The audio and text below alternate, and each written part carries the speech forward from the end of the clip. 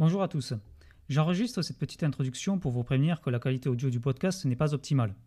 En effet, durant l'enregistrement avec Tiffen, nous avons eu des problèmes audio au bout d'une dizaine de minutes, dont je me suis rendu compte uniquement après l'enregistrement. J'ai malgré tout travaillé dessus pour en améliorer autant que possible la qualité et avec l'accord de Tiffen, mettre en ligne cet audio. Le podcast reste écoutable de manière générale, mais il m'a fallu faire quelques concessions. Je vous prie donc de ne pas m'en tenir rigueur et de l'écouter jusqu'au bout, car cela n'impacte pas le message qu'a voulu faire passer Tiffen au travers du récit de son expérience. Je vous souhaite donc une bonne écoute.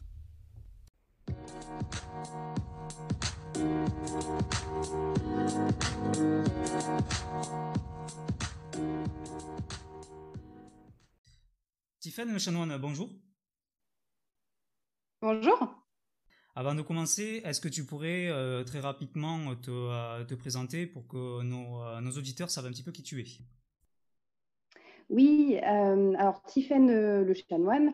Actuellement, je suis entre deux postes puisque là, je viens de quitter la société RCA, qui est un éditeur de logiciels pour les experts comptables, et j'exerçais le rôle de chef de projet RH. Et je vais donc prochainement rejoindre une nouvelle société qui est une start-up qui s'appelle Scale You Up, en tant que Senior Talent Acquisition Manager, plutôt sur le domaine de la talent acquisition et du recrutement, donc pour les conseils, pour conseiller en tout cas les startups et les scale-up autour de cette thématique-là. Ben, c'est plutôt clair, hein, pour la présentation, mais c'est vrai que alors pour arriver à un poste comme ça où en fait on est très souvent au contact du client, on voit que tu as été RH. Par quelle étape tu es passé pour arriver à ce domaine où tu vas devoir gérer des projets, voire potentiellement des carrières pour les personnes qui intègrent une entreprise. Je pense, à mon avis, tu vas nous l'expliquer, mais je pense qu'il faut avoir compris un petit peu ce que veulent les gens en termes d'objectifs professionnels. Effectivement. Alors c'est vrai que moi, je viens d'une formation en fait en psychologie du travail et des organisations. Donc, quand j'ai fait cette formation, je ne me suis pas tout de suite dit je fais cette formation pour faire de la gestion de projet.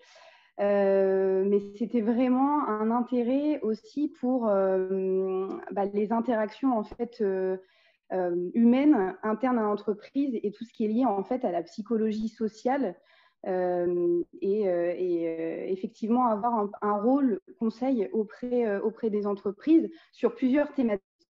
Il faut savoir que c'est très vaste, la psychologie du travail et des organisations.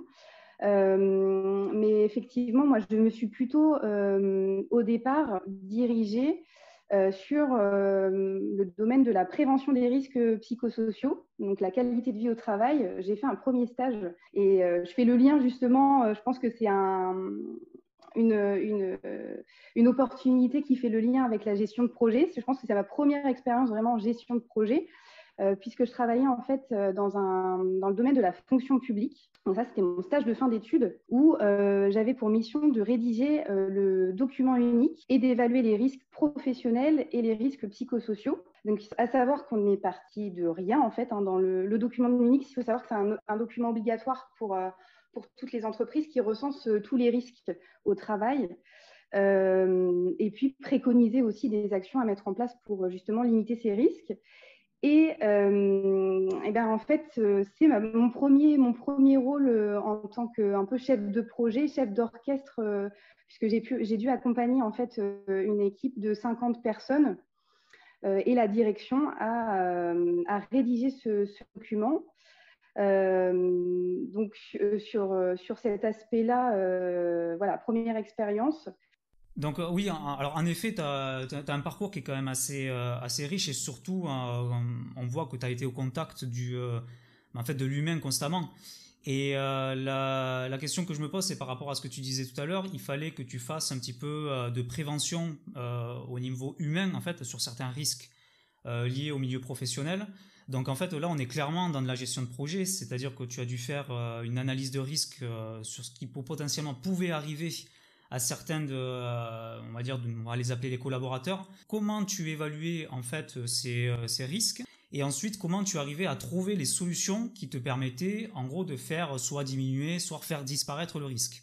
Alors, on va avoir une approche plutôt de questionnaire, de sondage, qui sont forcément anonymes, sur l'évaluation des risques psychosociaux.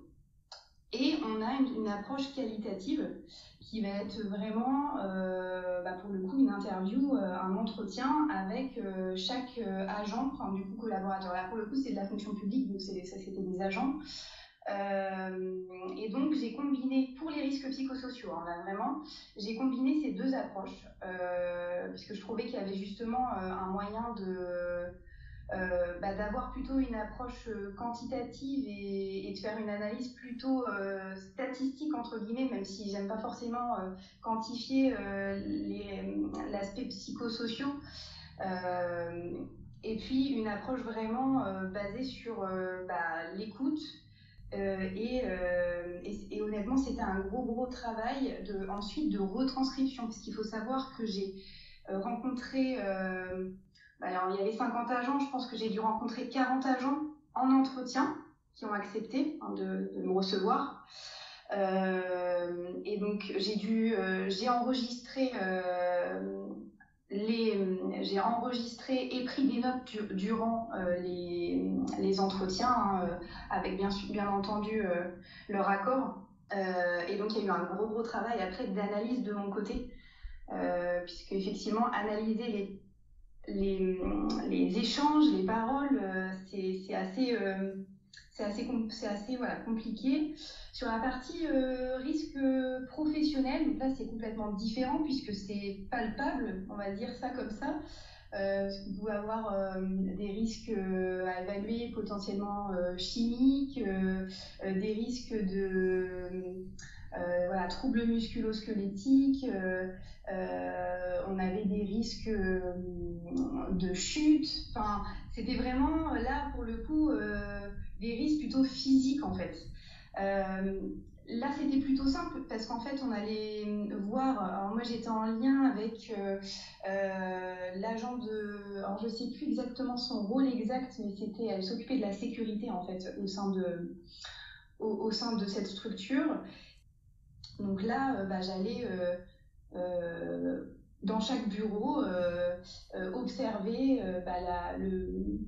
le matériel, ce qui manquait, comment était positionné l'écran. Vraiment là pour le coup c'était plus ergonomie. Comment était positionné l'écran d'ordinateur par rapport à la lumière, est-ce que les fauteuils étaient adaptés, enfin voilà, il y avait énormément de choses à voir. Après sur la partie comment j'ai fait effectivement pour analyser, en fait tout simplement j'ai fait une grille d'évaluation un peu à la main.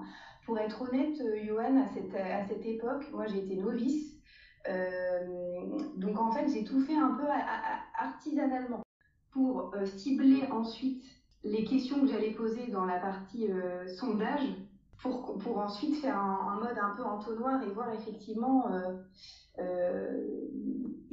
cibler au mieux les risques et les actions à mettre en place qui étaient liés à ces risques-là. Donc c'était vraiment très riche, pour le coup très artisanal comme je te l'ai dit aussi, mais honnêtement dans la psychologie c'est aussi beaucoup d'analyse mais d'écoute avant tout, et on a beaucoup de choses qui se recroisent et c'est beaucoup d'analyse de textes, à l'époque on n'avait pas forcément aussi de logiciels. Maintenant ça se développe, hein, c'est énorme, mais lié au traitement du langage.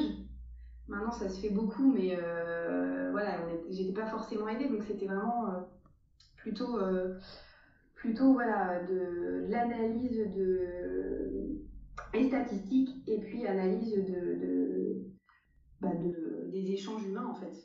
Pour le coup, les données que je recueillais des échanges me permettaient de trouver des solutions pour le collectif. C'est ça, oui, je pense la grande différence, c'est que ce domaine de métier pour toi, c'était, comme tu le dis très bien, trouver des solutions collectives. Et pour cela, il fallait que tu puisses recueillir un maximum de données, pouvoir les traiter et enfin trouver des solutions qui soient un petit peu globales, que tout le monde puisse utiliser, que ce soit de manière, on va dire, individuelle ou lorsqu'ils travaillaient en groupe. Donc cette première expérience, ça t'a permis de prendre un petit peu de recul par rapport à tout ça. Et une fois que tu as pu valider ton diplôme, tu t'es dirigé vers, on va dire, naturellement vers le côté RH, ou tu es passé par des étapes qui étaient intermédiaires et qui t'ont ensuite amené sur la partie RH. Je ne saurais pas l'expliquer, mais depuis, même avant mon diplôme, je le pense, je me suis toujours intéressée euh, au recrutement et en fait, pour moi, c'est comme un jeu, le recrutement. C'est bête. Alors, je parle de jeu, alors je devrais pas parce que on est quand même sur la notion humaine. C'est un peu difficile à l'exprimer, mais je trouve ça très intéressant en fait déjà d'avoir l'interaction avec les deux parties, la partie effectivement client, on va essayer de comprendre son besoin, de répondre à ses attentes, euh, de même le conseiller, de recadrer son besoin si nécessaire et de compréhension vraiment aussi de sa culture, voilà, de ses valeurs, de sa recherche, voilà. Pour moi, c'est très enrichissant en fait. Forcément, hein, chaque candidat, avant tout, c'est une personne. Donc, il y a derrière une histoire, un parcours professionnel, un parcours de vie parfois, et ça a un lien avec mon diplôme, avec mes études. Donc ça, je trouve ça, pour moi, c'est quelque chose qui est très riche. Et puis, ce côté jeu, en fait, où je m'amusais à en parler tout à l'heure, c'est vraiment de se dire, bah voilà, maintenant j'ai le besoin du client, il faut que je fouille, il faut que je cherche et que je trouve le meilleur profil, le plus pertinent et qui correspond au mieux aux attentes du client et en même temps de se dire, est-ce que pour le candidat, ce sera la bonne opportunité. Parce que pour moi, le recrutement, c'est les deux côtés. C'est si effectivement je trouve le candidat parfait pour le besoin de l'entreprise, mais que je sens que le candidat, c'est pas du tout ce qu'il recherche, mais ça ne sert à rien. Je vais pas aller plus loin. Voilà, c'est important de prendre en compte en tout cas ces deux aspects-là. Et c'est ce que j'aime en fait dans le recrutement. Dans ce que tu dis, j'ai l'impression aussi que c'est vraiment un besoin de se rendre utile au travers des deux parties. Puisqu'en fait, si jamais tu arrivais à trouver la bonne correspondance entre le client et le salarié, si les deux arrivent à s'entendre et à avoir une bonne collaboration, tu as l'impression d'avoir fait, on va dire, une bonne action et d'avoir, on va dire, un petit peu du mérite pour service rendu. Ben, c'est très gratifiant en fait de se dire qu'on a réussi à répondre aux deux besoins en fait. Et pour le coup, c'est important pour l'entreprise, mais c'est extrêmement important en fait pour le futur collaborateur. Il faut savoir quand on passe notre vie au travail, hein, la majorité de notre vie se passe au travail. Donc le travail est quand même une part importante. Et si on n'a pas trouvé la bonne opportunité, ou peut-être la bonne opportunité au moment, ça peut être voilà, un frein, mais en tout cas, je le prends comme effectivement un rôle de facilitateur, facilitatrice en fait aussi. Ouais, ce qui est un chef de projet aussi, hein, il a ce rôle un petit peu de facilitateur parce que le client en soi, il sait qu'il a un problème, mais il ne peut pas lui-même, entre guillemets, résoudre son problème. Et là, en plus, tu as un aspect qui est double, c'est que la solution, elle est humaine. Il faut que tu trouves quelqu'un. C'est pas un produit, c'est pas quelque chose qui n'a pas de substance en fait. Alors que quelqu'un qui est humain, lui aussi, il a son propre besoin. Et il faut faire matcher les deux. Et je pense que ça rajoute une difficulté parce que là, évidemment, si jamais dans un projet, on va dire informatique classique, si la solution marche pas, bon ben on la change, c'est pas grave. Ici, si ça marche pas, ben en fait il y a le client qui va pas être content, mais aussi la personne qui a pris le poste qui ne va pas être contente. Donc il va falloir de nouveau répondre à deux besoins et c'est, je pense, deux fois plus compliqué à résoudre quand il y a un problème. Ah bah, effectivement, traiter de l'humain, c'est pas traiter avec des machines ou des produits. Non, non, bah, derrière, il y a toute l'affect, il y a tout l'émotionnel à gérer. C'est d'autant plus difficile, je pense. Donc en fait, ça t'a vraiment poussé dans la partie recrutement. Et tu as atterri donc à Soprasteria. Donc moi aussi j'ai travaillé à Soprasteria, donc je sais un petit peu comment ça marche. Et c'est la question qui me vient, c'est que à ce niveau-là d'entreprise qui est vraiment importante. Ici, c'est surtout le chiffre entre guillemets qui compte, parce que ce genre d'entreprise place très régulièrement, même quasiment tout le temps, hein, des salariés chez d'autres clients, et pour eux, en fait, c'est nécessaire d'avoir continuellement un vivier on va dire, de collaborateurs disponibles pour pouvoir continuellement, évidemment, les positionner sur des missions. Comment toi, quand tu es arrivé un petit peu dans cet environnement qui t'oblige, entre guillemets, à faire un peu de chiffres, si je peux me permettre sur ce terme-là, de devoir t'adapter et de toujours conserver cet aspect vraiment humain?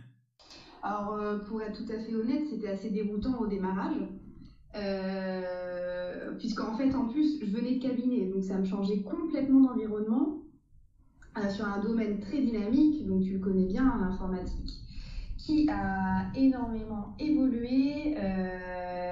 Et là, je suis en plus à Nantes, qui est quand même un bassin très très très dynamique, où on a de plus en plus d'entreprises IT qui viennent s'implanter, de start-up, très peu de candidats en fait, on a beaucoup de mal à recruter. Donc c'était déroutant au départ. Alors moi j'étais un peu privilégiée sur la partie ESN, puisqu'en fait moi je travaillais au sein de Soprasteria à Nantes, qui est un centre de service. Donc, il faut savoir que le centre de service, on va retrouver tous les collaborateurs sur le même site, ils ne vont pas chez le client.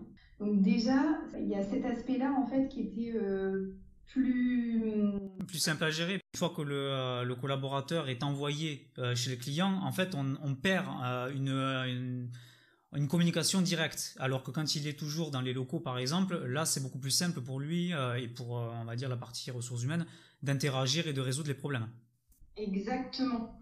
Et il n'y a pas ce frein justement aussi de se dire le client va aussi avoir son mot à dire sur le recrutement.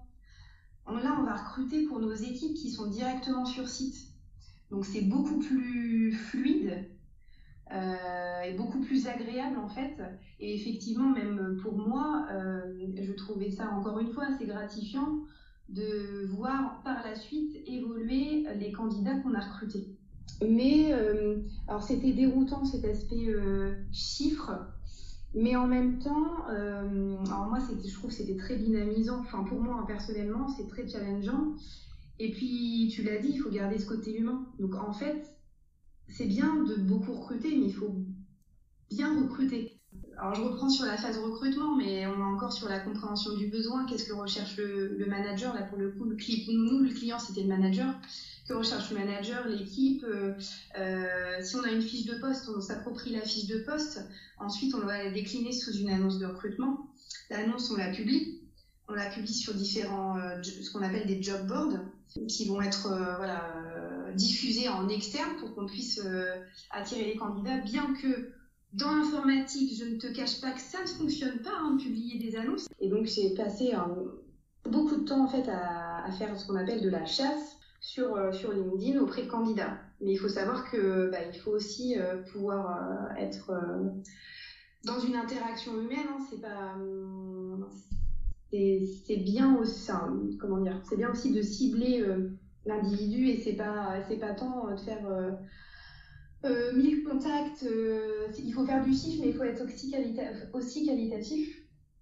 Et puis forcément beaucoup de temps en préqualification, donc là en entretien téléphonique, et en même temps être dans le souci de pouvoir combler les attentes de nos managers et des équipes, et d'être au plus proche des attentes, et avec tous les critères bien entendu liés à l'attractivité des talents et la fidélisation. Après, je pense que tu m'as posé la question, là je t'ai parlé du process de recrutement. Après, sur la partie plutôt mise en place d'actions moi ce que j'appelle d'actions de fidélisation, qu'est-ce qu'on peut leur proposer par la suite? Alors pour le coup, moi j'étais moins sur cette partie-là, parce qu'il faut savoir qu'il y a des managers RH en fait au sein des équipes chez Soprasteria, qui vont plutôt eux prendre le relais sur les collaborateurs en interne, sur le suivi RH pur. ce que je faisais en fait par la suite chez RCA. Juste avant de passer sur RCA, tu disais que les CV, les banques de CV, tout ça, ça marche plus. Et en fait, il a fallu que tu te transformes limite en commercial et en lobbyiste en fait de ton entreprise. Parce que on le sait, toute la mode marketing digital a pris le relais pour pouvoir vendre ses services, mais ça compte aussi pour le recrutement, puisque vous vendez en fait un environnement de travail adéquat pour les personnes qui cherchent du travail. Et vous, en termes de process de recrutement, vous vous transformez, vous aussi, en commercial. Vous devez vendre votre entreprise pour pouvoir attirer la personne, la recruter et après, justement, la fidéliser. Et comment toi, tu as réussi à, on va dire, t'adapter à cette nouvelle façon de recruter? Oui, alors il faut savoir qu'effectivement, dans le recrutement, il y a un petit côté commercial. Mais après, j'aime pas forcément parler vraiment commercial. Pour moi, c'est vraiment un aspect ambassadeur. En tant que recruteur d'une entreprise, on est ambassadeur de l'entreprise, on la représente. Mais pour le coup, c'est pas de la vente. Alors, moi, j'ai fait le choix de mes entreprises. Donc, j'ai choisi de travailler dans une structure parce qu'elle correspondait vraiment à ce que je recherchais, à ma personnalité, à mes valeurs et que c'était une entreprise faite pour moi. Donc clairement, parler de l'entreprise pour laquelle je travaille et que j'aime, c'est vraiment naturel en fait. Et pour le coup, je n'ai pas la sensation d'avoir ce rôle trop commercial parce que pour moi, je ne vends pas l'entreprise, j'en parle comme étant membre de cette entreprise simplement en fait. Euh, donc il y a peut-être effectivement quand on voit de l'extérieur et il y a cet aspect commercial, je l'avais plus cet aspect commercial quand j'étais en cabinet, ça c'est clair. Mais au sein même de Soprasteria et des éditeurs de logiciels, clairement, je prenais vraiment ma fonction d'ambassadrice et ma casquette. Oui, certes, j'ai une casquette RH, j'ai une casquette recruteuse, mais je vous parle de l'entreprise en tant que collaboratrice avant tout, en fait. Et pour le coup, je pense je pense qu'il faut en parler comme ça et il faut être voilà, naturel dans la présentation et dire ce qu'on pense aussi de l'entreprise. Et moi, je ne m'en cache pas hein, que effectivement, il y a beaucoup de positifs enfin, quand j'ai des candidats au téléphone et que voilà, j'analyse aussi hein, ce qu'ils me disent, ce qu'ils recherchent, etc. Je ne cache pas aux candidats que il y a certains aspects qui vont effectivement leur plaire, mais que d'autres peuvent, peuvent moins leur convenir. Et je préfère être totalement transparente avec eux sur ça et pas survendre en fait. Ça sert à rien si ça fonctionne pas de toute façon. Donc en fait, voilà, pour te répondre, ça a été très naturel de m'adapter à ces nouvelles pratiques. Et alors oui, je réponds à moitié à ta question, mais effectivement, tu parlais un peu de cette partie LinkedIn qui s'est développée. Alors quand j'étais chez Soprasteria, c'était un peu le démarrage de vraiment l'utilisation de LinkedIn. Mais là, effectivement, le recrutement, je pense, depuis que je suis partie de chez Soprasteria, il n'y a pas si longtemps quand même, hein, c'était 2020, et effectivement, il y a énormément maintenant de pratiques qui se sont ouvertes. Et tu parlais là de la partie, moi je pense par exemple au copywriting, oui, la partie marketing digital. Et au final, quand on y pense, là, le recrutement se transforme vraiment et on parle même plus de recrutement maintenant. Hein. Ce recrutement, quand on parle recrutement, on parle que d'un pan du recrutement. C'est trouver des candidats, et leur faire signer un contrat. Enfin, avant, c'était ça. Maintenant, on parle de talent acquisition. Donc, on a quand même cette notion de marketing qui s'est énormément développée dans le recrutement. et on le voit de plus en plus en fait sur LinkedIn, les startups notamment communiquent énormément sur leur quotidien ou publient beaucoup de choses sur des thématiques précises, font des podcasts, produisent du contenu pour attirer soit des clients ou soit des candidats, mais font parler d'elles par ce biais. En fait, ça, quand les personnes qui sont dans le marketing, il y a, comme tu as parlé, le copywriting. En fait, on va créer beaucoup d'écrits qui vont susciter de l'émotion et qui vont donner envie de venir, par exemple, à Soprasteria. Et toute la partie image de marque où on va communiquer régulièrement, parfois même peut-être trop, pour montrer un petit peu, voilà, chez nous, on fonctionne comme ça, on a fait ça, il y a tel projet, sans forcément en fait contacter directement les gens, juste leur donner envie de nous contacter et potentiellement d'envoyer un CV, par exemple. Exactement. Je trouve ça quand même assez marrant que les entreprises adoptent des codes, on va dire, marketing digital, on va regarder ce terme, pour essayer peut-être, alors c'est une question que je me pose, mais pour essayer de redorer un petit peu leur image de marque, qui est un petit peu poussiéreuse, voire même qui était totalement, on va dire, qui était un petit peu répulsif pour les gens, notamment avant on appelait ça les SS2I, maintenant on les appelle les ESN. Les ESN ont par exemple une image qui est assez négative auprès de certains informaticiens. Et c'est un petit peu l'objectif en fait de ces sociétés, c'est de pouvoir montrer, mais non, on n'est pas si négatif que ça. Et ça passe justement par cette transition vers on va dire une communication positive, tout ce qui est en fait inbound marketing, copywriting, et faire en sorte, enfin oui, il y en a peut-être qui sont peut-être mauvais, mais nous en tout cas c'est pas le cas, et on vous le démontre par rapport à ça.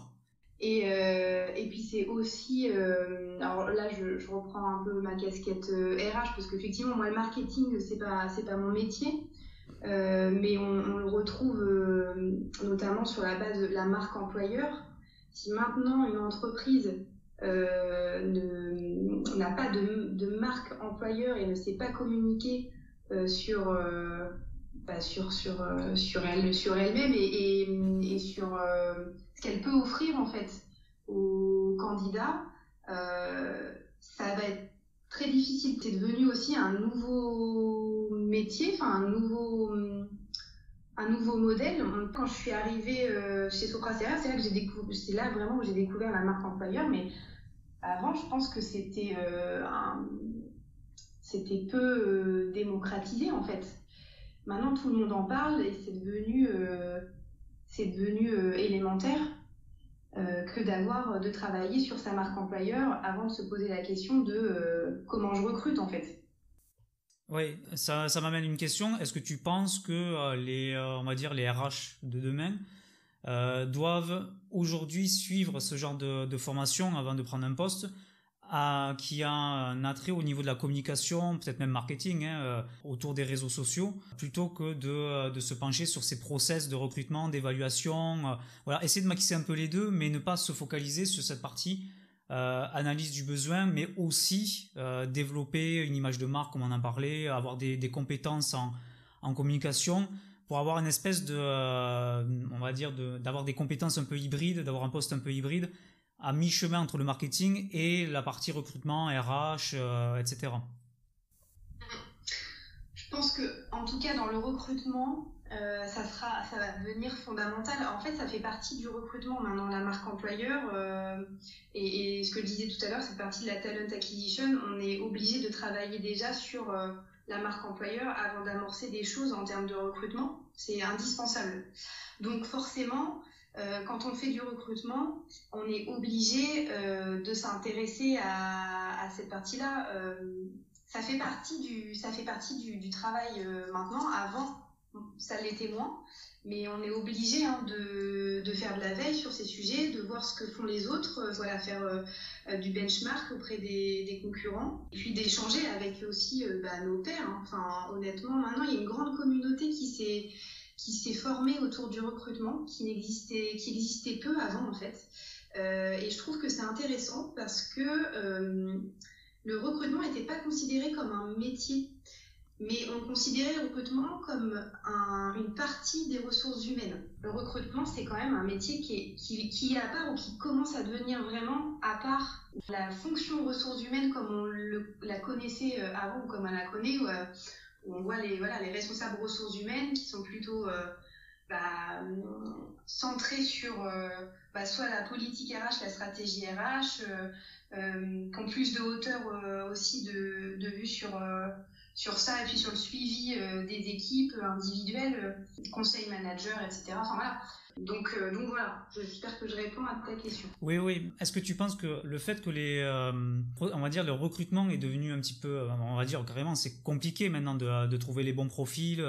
Est-ce que tu penses que c'est pas plutôt parce que les gens justement qui cherchent du travail, les personnes qui souhaitent, on va dire, une mission qui leur corresponde, sont très maintenant regardants sur l'environnement de travail en lui-même, et qu'ils pensent surtout à leur vie personnelle avant professionnelle. Parce qu'on voit énormément de mouvements s'effectuer dans le milieu professionnel, notamment ces 2 dernières années, avec ce qui s'est passé, et les gens se sont mis à se poser des questions. Est-ce que la vie vaut le coup si je dois passer tout mon temps au travail? Est-ce que je peux pas plutôt essayer de trouver une entreprise qui me corresponde, et donc éviter ces grosses entreprises qui... je vais parler clairement, mais qui recrutent les personnes, les broient littéralement sous la pression des projets à mener, qui les recrachent ensuite, et ces personnes-là sont littéralement lessivées par ce qu'ils ont fait, et en fait on voit venir certains problèmes qu'on peut parler par rapport à ton cursus dans la psychologie, avec le burn-out, etc. Est-ce que tu penses que c'est, on va dire, cette façon de revoir un petit peu la démarche de recruter des gens? Ouais, ça serait en fait pour éviter de faire en sorte que les gens soient trop répulsifs au fait de venir chez toi parce qu'ils n'ont pas trop envie en fait. C'est vrai que le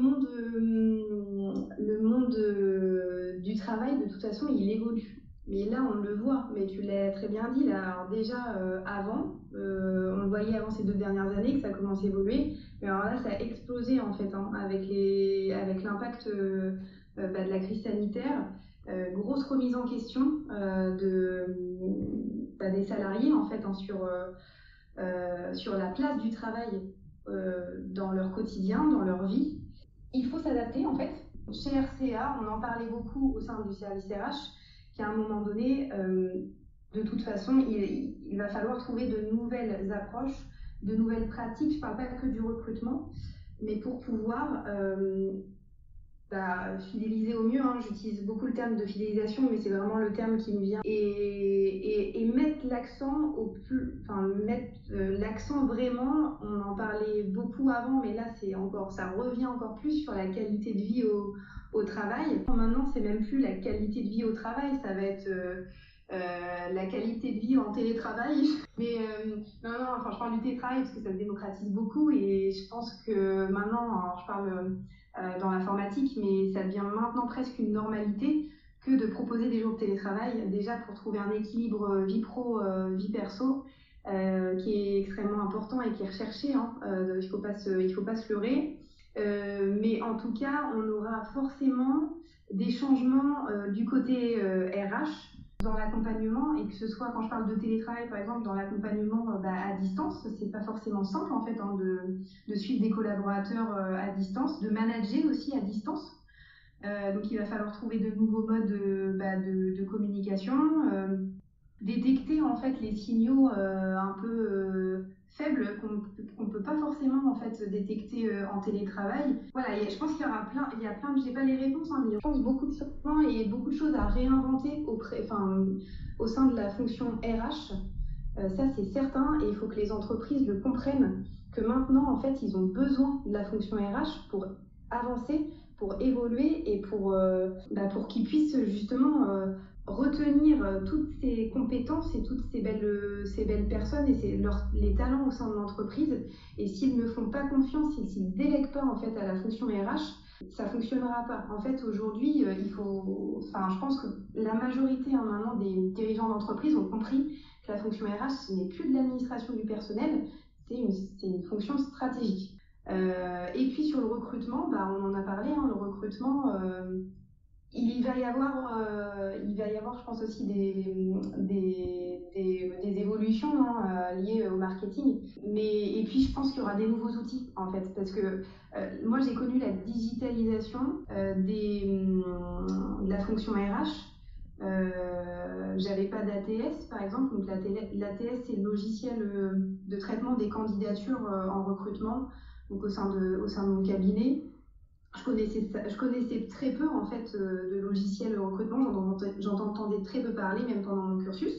Les SIRH, donc qui sont des logiciels de gestion des ressources humaines qui se développent beaucoup et on voit énormément justement de structures qui proposent ces solutions-là. Et donc ça va continuer, je pense, d'évoluer en fait sur cette partie digitalisation. Maintenant, déjà on dématérialise tout, je parle dans la partie administrative, mais tout est dématérialisé, donc c'est un bonheur pour le coup. Justement, la fonction RH a moins de choses à traiter, en tout cas en termes administratifs. Et puis on va pouvoir aussi justement utiliser ces outils dans la gestion des compétences, dans la gestion de la formation.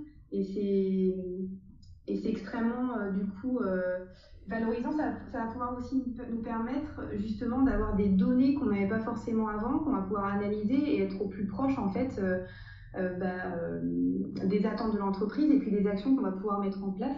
Donc il y a déjà un tournant fait, je pense, dans la digitalisation, mais ça ira plus loin, ça c'est sûr, et ces deux métiers vont évoluer. Et je suis contente pour le coup d'être en plein dedans et d'avoir choisi cette voie-là, parce que je pense qu'il y a encore beaucoup de choses à découvrir en fait. Disons que comme tu es passé sur un poste, on va dire, de chef de projet, tu as pu voir déjà avec ton expérience passée, mais aussi sur cette mission, toutes les nécessités en termes d'évolution, de mise en place de plans d'action, des problèmes vraiment qui peuvent être récurrents. Tu parlais du télétravail tout à l'heure, c'est l'un des problèmes qu'il fallait résoudre, parce que quelqu'un qui n'est pas à côté de nous, en fait la communication devient très compliquée, parce que plus il y a d'interférences, on va appeler ça des interférences entre les deux communicants, plus le message a du mal à passer et plus à la fin on se comprend mal et il y a des problèmes qui viennent beaucoup plus rapidement.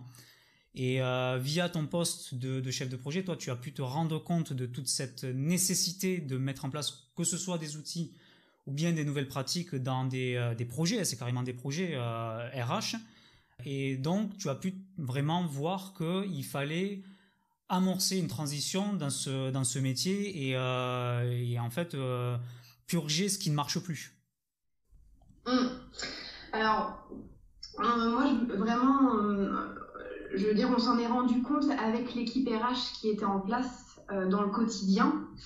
C'est pas forcément par rapport à mon poste de chef de projet RH, j'y reviendrai tout à l'heure, mais c'était vraiment il y avait vraiment une thématique précise qui n'est pas forcément en lien avec toutes ces évolutions, bien que c'est quand même en lien avec la digitalisation, mais je reviendrai là-dessus après. Mais on s'est plutôt rendu compte collectivement et même avec les managers que il y allait avoir un tournant, en tout cas à prendre, un virage à prendre. Et je pense que en fait RCA c'est une entreprise qui s'est créée dans les années 2000 par deux personnes. En fait, c'est une très belle société qui est 100% nantaise, indépendante, donc qui est partie de rien en fait, d'une idée du président, qui a évolué assez rapidement en fait, puisque là on était, ils sont 200 salariés. Et là, elle est en pleine croissance en fait. Cette société est en pleine croissance. En fait, en 2018 de mémoire, donc c'est assez récent en fait. La société créée en 2000, 2018 la fonction RH, et en fait tous les ans il y a une trentaine de recrutements quand même qui est fait depuis quelques années. Donc ça va vite. Et là en fait, on voit qu'il y a encore des actions à mettre en place, notamment en termes de marque employeur. En fait, ça a tellement évolué, la société a tellement évolué aussi Rapidement, la fonction RH s'est structurée donc à travailler sur des problématiques RH au démarrage et qui au final voilà, la fonction RH a priorisé certaines thématiques et moins d'autres et il y a encore des sujets sur lesquels il faut travailler et en plus il faut évoluer avec l'évolution du métier, des pratiques, les concurrents. C'est un peu déroutant aussi. Et donc c'est vrai qu'on était toujours dans la remise en question, dans la recherche de solutions, dans la veille, beaucoup de veille. Je sais que moi j'essaie de me documenter au maximum, de faire de la veille, du benchmark, voir ce que font les autres. Et puis et de partager en fait avec l'équipe aussi sur ces pratiques-là.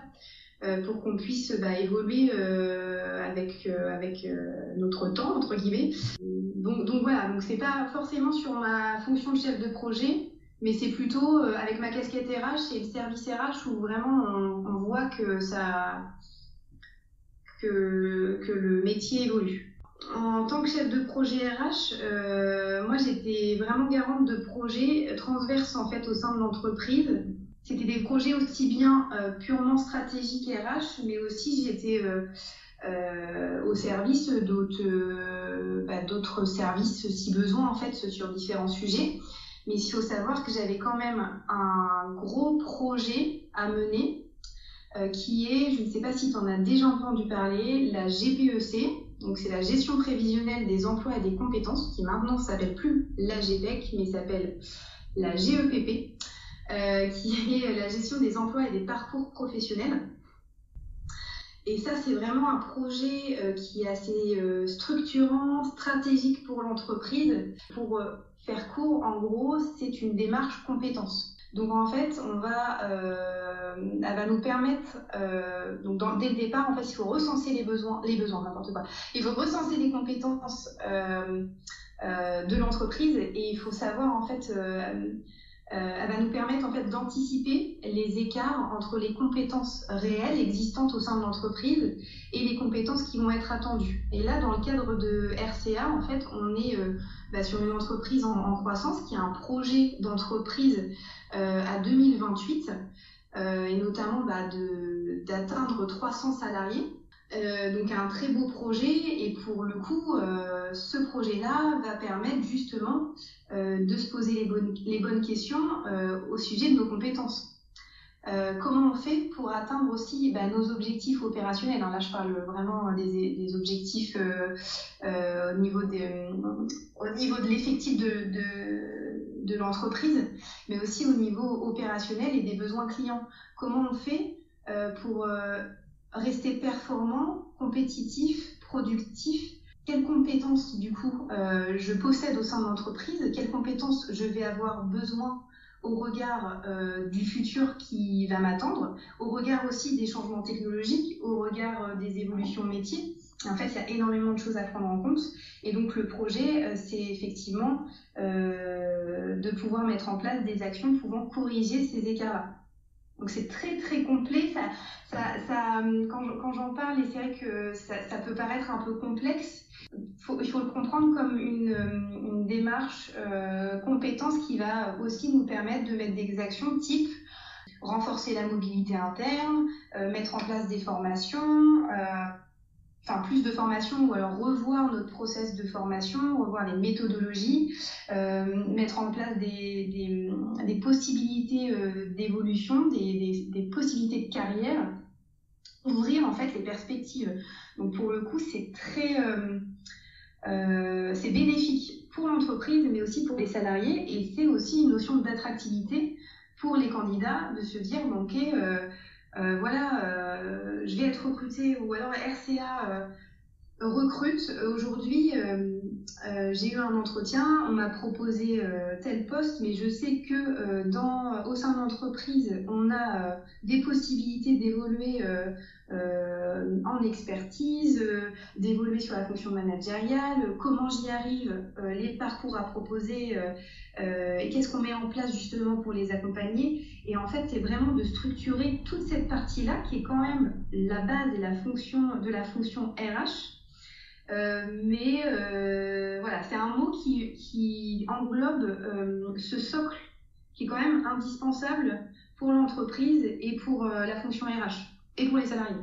Ouais, je vois un petit peu l'objectif pour toi en tant que chef de projet sur cette partie-là, c'est de mener en gros une analyse de l'existence, c'est-à-dire qu'est-ce qu'on a comme compétences déjà actuellement, mais aussi tes manquements, qu'est-ce qu'on aimerait avoir, qu'est-ce qu'on a besoin d'avoir comme compétences, et en fait avec cette analyse, il faut que tu puisses trouver, on va dire un espèce de plan d'action avec différentes possibilités, que ce soit comme tu disais de la formation ou bien le recrutement directement des personnes qui ont déjà les compétences, ou bien une évolution dans l'entreprise avec on va dire des étapes à franchir pour atteindre un certain niveau. Et grâce en fait, avec ce plan d'action que vous allez pouvoir proposer, vous allez pouvoir choisir les profils qui vous manquent, les intégrer et les faire évoluer dans votre environnement afin d'atteindre à la fois votre objectif, mais aussi d'avoir les bons profils et qu'eux puissent s'épanouir. Exactement, c'est un beau résumé. Très bien. Bon, ça va, je peux être RH alors maintenant. On se recrute. Ouais, ben, c'est trop d'honneur, merci beaucoup. Donc, ouais, c'est vraiment c'est un projet, c'est même plus que ça, c'est de la gestion de projet, évidemment, parce que vous allez mettre en place ce que vous avez pensé, mais c'est aussi la création entre guillemets, d'un produit, parce que vous devez imaginer votre solution en termes, on va dire, fonctionnels, avant de trouver les solutions qui seront un petit peu plus techniques. Et c'est très intéressant cette partie-là, parce qu'on voit que même sur un domaine qui n'est pas forcément, on va pas se dire ouais non mais c'est pas vraiment un projet, non c'est carrément, c'est même, on est dans un cœur à la fois de la création d'un produit mais aussi de la gestion d'un projet, parce que ce qu'on va mettre en place, on va mettre en place aussi on va dire entre guillemets des indicateurs qui vont nous permettre de suivre si ce qu'on a mis en place ça marche ou pas, et si évidemment en fait c'est encore plus important parce que là c'est un aspect totalement humain. Et il y a quelqu'un au bout en fait que vous allez recruter, s'il n'est pas content, ça peut avoir on va dire des répercussions un petit peu désastreuses. Oui. Là, on est pour le coup dans une pure gestion de projet. Hein. Parce que, alors, j'ai débuté avec une feuille blanche. Et là, tu te dis, je commence par quoi? Ouais, parce que là, c'est comme tu disais, il faut se poser les bonnes questions parce que tu rentres dans ton projet, ben voilà, il faut qu'on mette en place une stratégie d'acquisition de compétences, mais aussi d'évolution des compétences. Évidemment, l'objectif, ça va être d'avoir les gens qui vont nous permettre d'atteindre nos objectifs financiers, contractuels, d'avoir plus de clients, de faire évoluer l'entreprise. Mais il y a un double objectif, c'est aussi de faire en sorte que les gens puissent s'épanouir, parce que sinon, tu les garderas pas. Exactement. Et donc, comment tu as pu on va dire constituer tout ça, tu as fait ça un petit peu de manière logique, avec qui tu as pu travailler, est-ce que tu as utilisé certains outils qui sont peut-être un petit peu connus, qu'est-ce que tu as pu au final proposer comme solution, qu'est-ce que tu as pu mettre en place? Oui, je vais t'expliquer un petit peu les étapes de cheminement en fait du projet. Déjà, on m'a proposé ce poste-là après effectivement avoir plutôt eu ma casquette RH généraliste. Donc là, je remplaçais quelqu'un qui est parti en congé maternité. Donc c'était un CDD, on m'a proposé ce poste en CDI de chef de projet RH. Donc création de poste, on te donne les clés et on y va. Hyper stimulant. Alors, au démarrage, je me suis quand même posée. En fait, c'est vrai que je vais peut-être... Là, je vais peut-être prendre du temps d'expliquer un peu les étapes parce que je pense que ça peut être intéressant. Oui. Pour les personnes qui nous écoutent, je vais formuler aussi peut-être certains conseils en fait et mon ressenti par rapport aux étapes. Et voilà, je pense que je vais le formuler de cette façon-là. Donc, c'était important en fait de me poser et de me dire ok, déjà, c'est quoi la GPEC? C'est quoi les objectifs de la GPEC? Qu'est-ce qu'on attend? Reprendre un peu des textes de loi. Enfin, c'est reprendre un petit peu tout ça. Donc, je me suis posé ces questions-là. C'est aussi comprendre, j'ai eu beaucoup d'échanges aussi avec ma responsable. C'est quoi le besoin? C'est quoi le besoin de l'entreprise réellement, en fait sur tous les besoins, parce qu'effectivement, là, on a un projet qui est en fait un projet qui ne finit pas, parce que la GPEC, il faut savoir que C'est pas sur une durée déterminée, c'est un projet qui vit dans l'entreprise. Donc il faut savoir le faire vivre. Mais au démarrage, bien entendu, il faut savoir débuter par c'est quoi le besoin, de pondérer un peu les besoins, qui sont en fait les acteurs du projet et qui ça concerne. En fait, ça concerne tout le monde. Hein. Il fallait que j'accompagne les managers. Donc au final, il y avait 30 managers accompagnés, la direction. Donc je participais aussi au comité de direction. J'ai rencontré aussi le président de la société pour lui expliquer pour lui expliquer un peu le projet et puis le sensibiliser à cette thématique-là. Et aussi, c'est me poser la question. Bah oui, alors ces acteurs-là, c'est bien, mais comment je travaille avec eux? Parce qu'il y a une communication quand même derrière importante en termes de gestion de projet, c'est comment je communique. Et c'est surtout que la communication n'est pas la même, que ce soit communiquer auprès de la direction, communiquer auprès des managers, communiquer auprès des salariés, pas du tout la même communication. Donc déjà, j'avais fait ce cheminement en amont. Et puis, c'est aussi, et je trouvais ça hyper important, c'est comment on market le projet. Et ça, je ne sais pas si on en parle beaucoup en gestion de projet. Enfin, en tout cas, en gestion de projet RH, je ne suis pas certaine. Mais comment on donne envie, en fait, aux acteurs concernés de faire partie de ce projet. Il faut savoir qu'il fallait quand même que j'accompagne 30 managers à travailler autour d'un sujet qu'ils ne connaissaient pas du tout. C'est quoi la JPEG? Enfin, ça a l'air super comme ça, mais bon, faut que tu m'en dises plus. Hein. Et en fait, je trouvais ça très important, notamment de faire des ateliers d'innovation ou d'avoir un thème. Et en fait, il faut savoir qu'on a travaillé sur une thématique pour lui donner un nom à cette JPEG, un visuel. Moi, je portais beaucoup d'attention au visuel. Notamment lorsque je faisais des comptes rendus, lorsque je faisais mes présentations, des ateliers, etc. Mon visuel, pour moi, était important et la façon d'animer aussi était hyper importante. Donc là, voilà, je me suis posé toutes ces questions-là en amont. Donc ça, c'était ma première phase. Après, j'ai fait le recueil de l'existant, effectivement. Je me suis dit, ok, déjà, pour recenser des compétences, il faut déjà avoir des outils qui nous permettent de nous aiguiller. Donc, l'outil principal, ça va être la fiche de poste. Ok, est-ce qu'on a des fiches de poste? Non. Ok, donc, on va débuter par faire des fiches de poste. Donc, il faut savoir qu'il y avait au départ 80 fiches de poste à réaliser. Donc voilà, c'était un des premiers objectifs, hein, c'est réaliser des fiches de poste. Donc, c'est déjà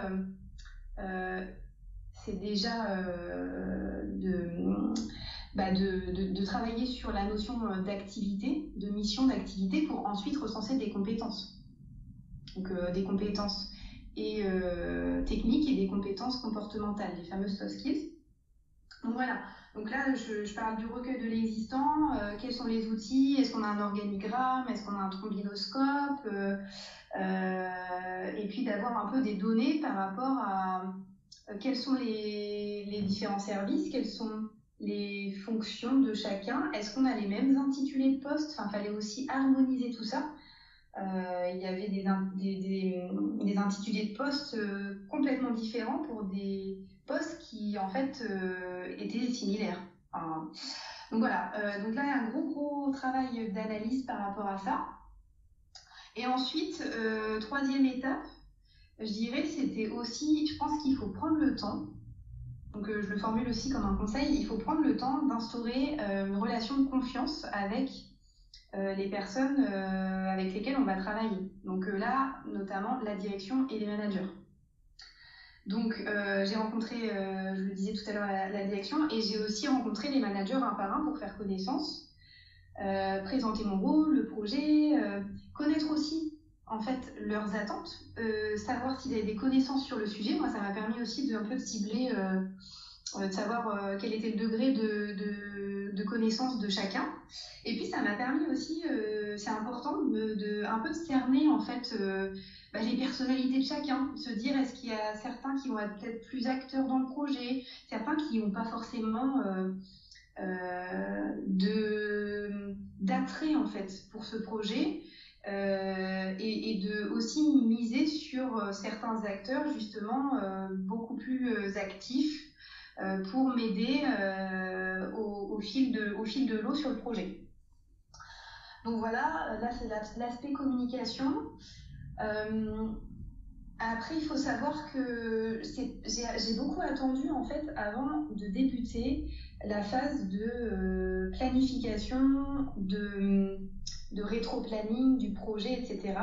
Parce qu'il me semblait important déjà d'instaurer la relation de confiance, d'échanger, mais aussi de faire comprendre que le projet, justement, on utilisait le terme de facilitation et je pense qu'il est intéressant. Vraiment, je me voyais comme une facilitatrice, c'est-à-dire que je suis chef de projet, mais c'est pas moi qui vais faire le projet. C'est moi, je vais l'orchestrer, mais je vais pas faire à la place.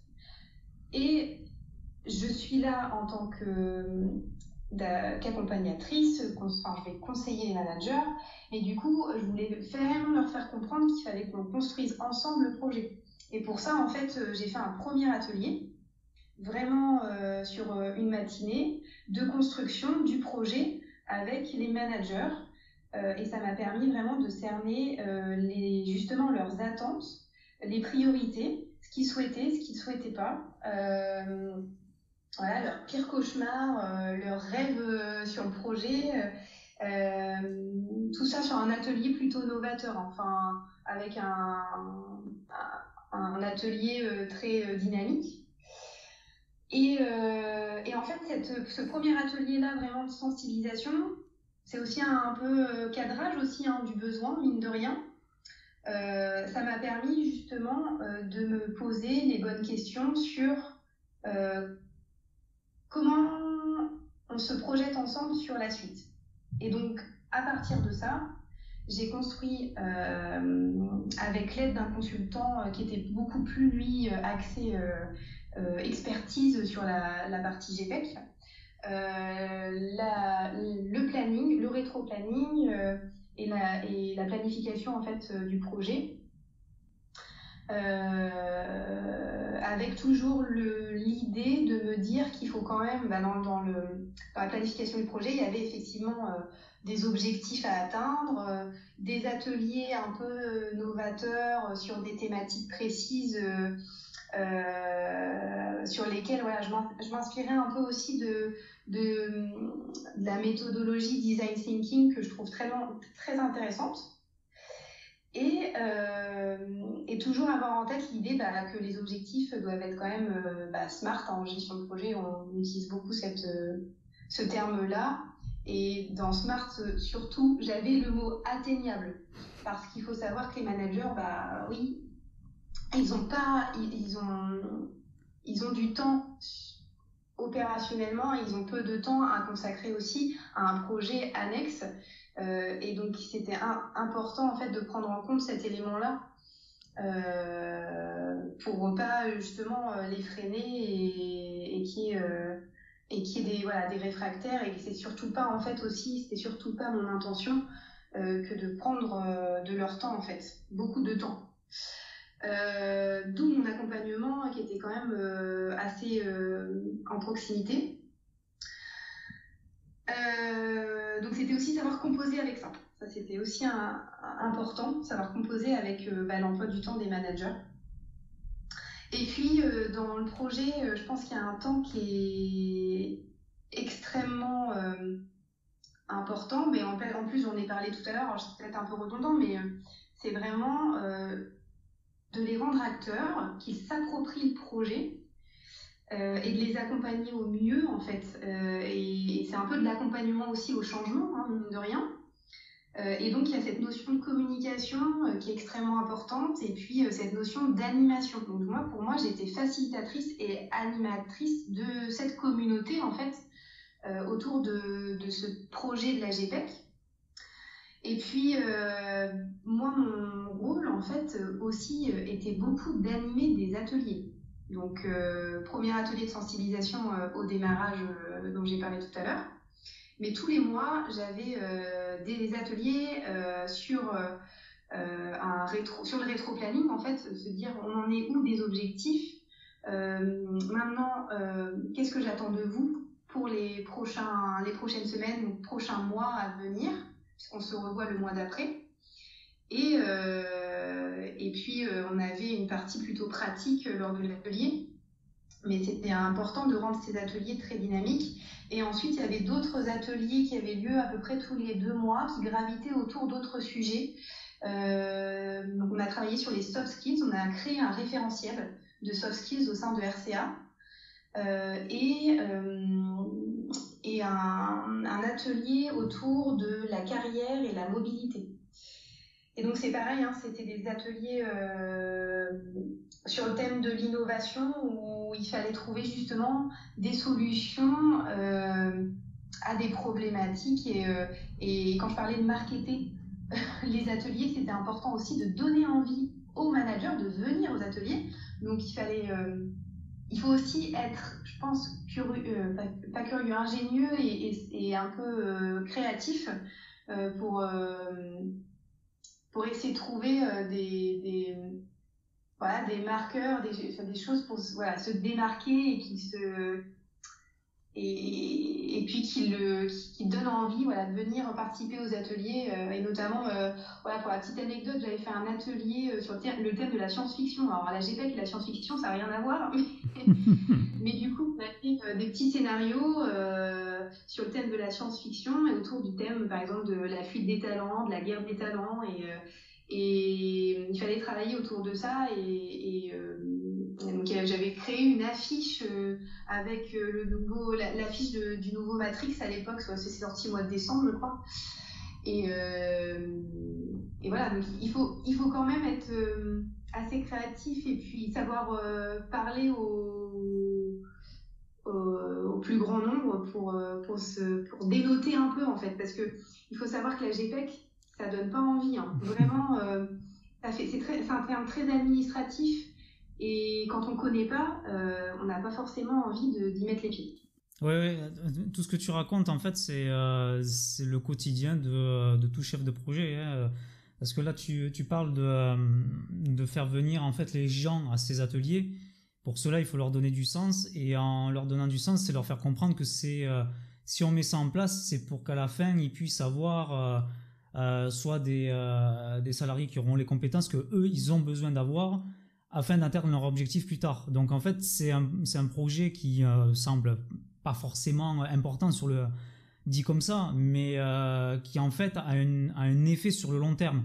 Parce qu'on construit maintenant ce qu'on va avoir dans 5-10 ans, et c'est à partir de cette stratégie qu'on va obtenir dans 10 ans le vivier de nos collaborateurs, parce qu'on aura bien identifié les compétences qu'on a besoin dans le futur. Là, on est dans le prédictif, et pour cela, il faut que tout le monde puisse se mobiliser maintenant, et ça a été ton rôle, de leur donner envie, de leur faire comprendre que s'ils veulent avoir ça, il faut qu'ils viennent et il faut qu'ils participent au projet. Exactement, c'est ça. Donc ça, c'était un gros travail aussi de pouvoir donner du sens. Et c'est vraiment ça, hein, tu l'as bien exprimé, c'est donner du sens.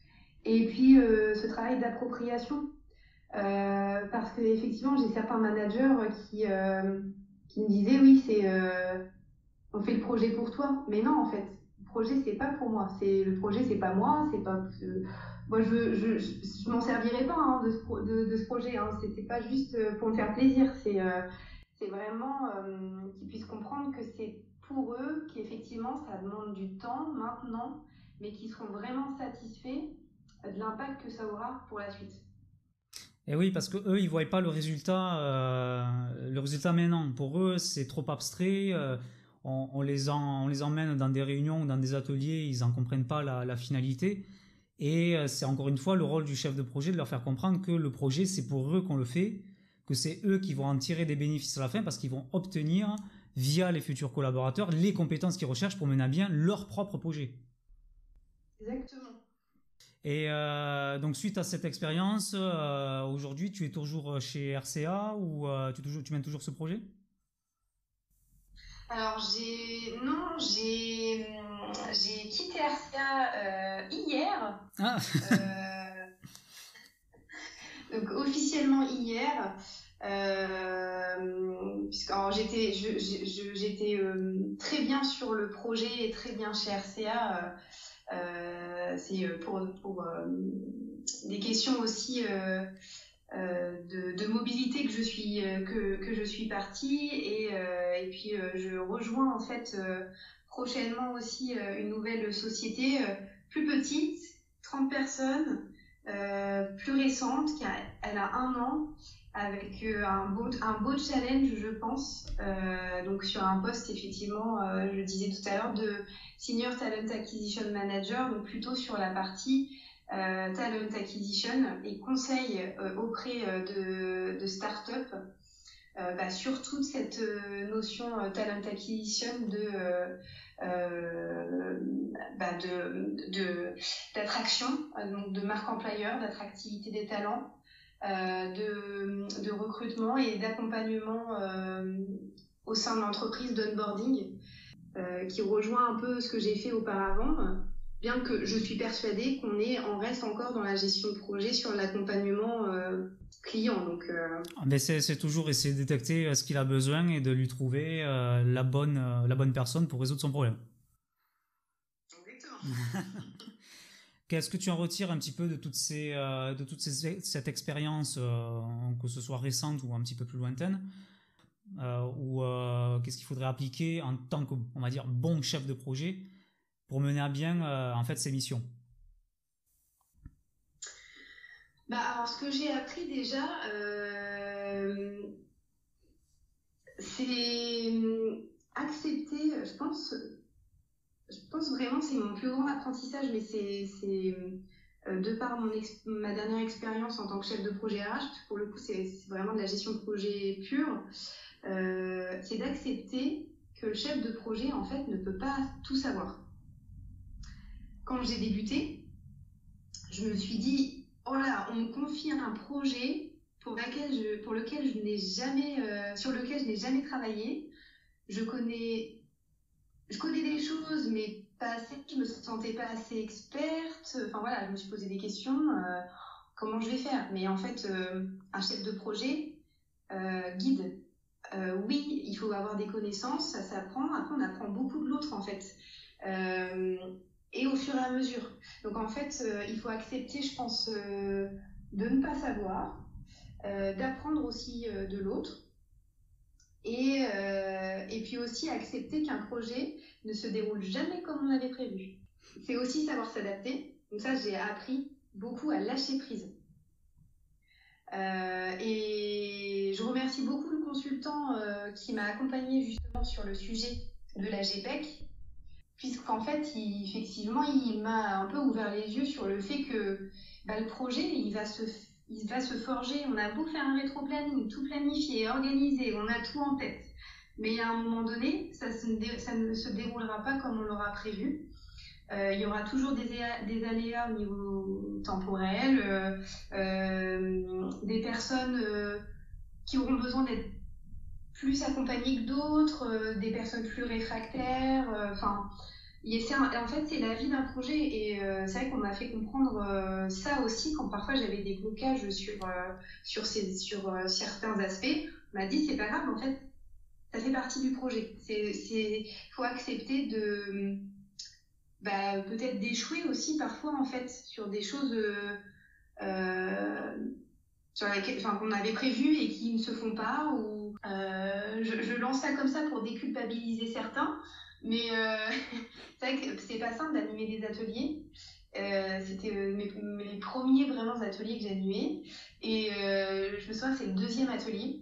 Je me suis rendu compte qu'on s'était complètement planté en fait. On a voulu faire trop en 2 heures et on les a perdus, complètement perdus. Et d'où l'importance aussi de recueillir des feedbacks après les ateliers.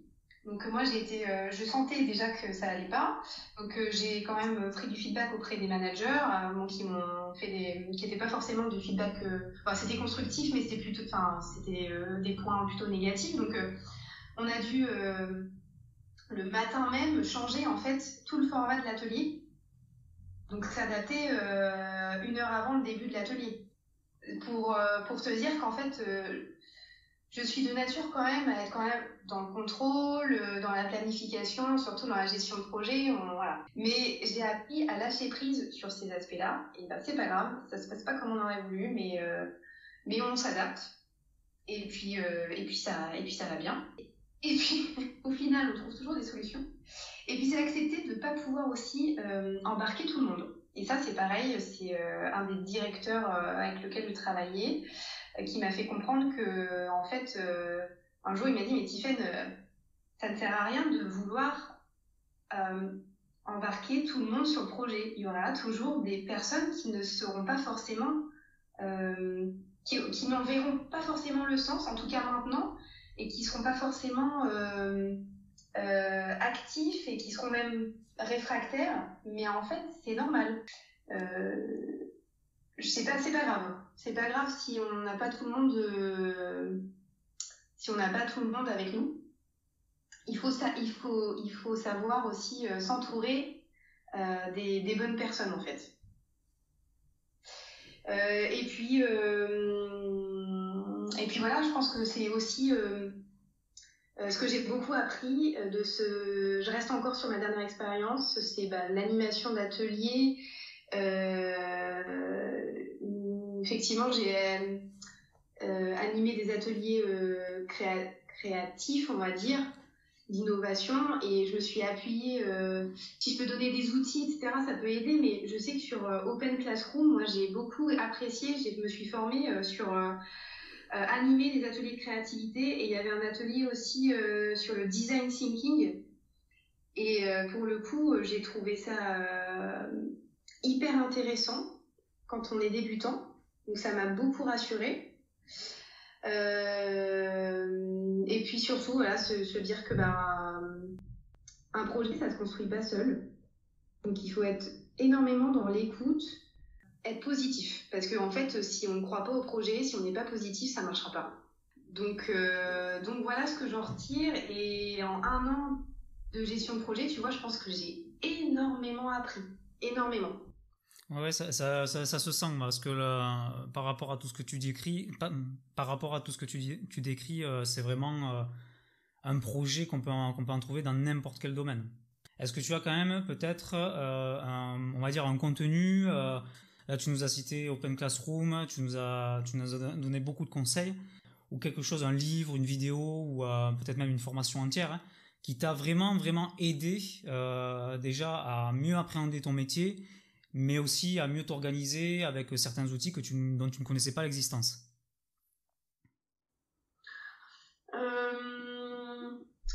Vraiment, Open Classroom, je pense que c'est...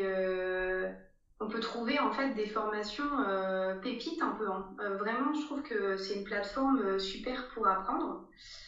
Après, sur les outils, si je peux... Moi, c'est plutôt sur les outils. En gestion de projet, je pense que la base, c'est quand même le Trello.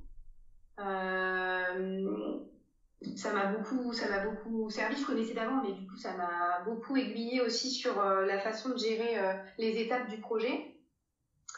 Et puis, sur la partie communication, je me suis beaucoup aidée de Canva, notamment. Ça, c'est l'outil, je pense, de base quand on veut faire un peu de design graphique ou de présentation et qu'on n'est pas expert. Honnêtement, c'est génial. Et après, tout ce qui est outils collaboratifs, moi, je communiquais auprès de la communauté GPEC, des managers, et puis auprès aussi des salariés. Sur Workplace, c'est le Facebook entreprise. Après, on avait Confluence aussi, on avait beaucoup d'informations qu'on exposait sur Confluence, des Miro pour faire des cartographies notamment, et puis travailler en collaboratif, et puis Klaxoon, c'est super, ça pour les ateliers, pour travailler ensemble et pour favoriser l'intelligence collective. Voilà, c'est vraiment les outils qui m'ont plus servi. Après, sur le contenu, voilà, Open Classroom pour moi, j'ai beaucoup apprécié. Puis après, j'ai creusé un peu sur Google, hein, je suis revenue. Ouais, le bon vieux Google, ouais. Google, voilà. Super. Bon, Tiffaine, merci beaucoup pour ta participation. On te souhaite, on va dire, bonne chance pour ta prochaine mission. Merci beaucoup.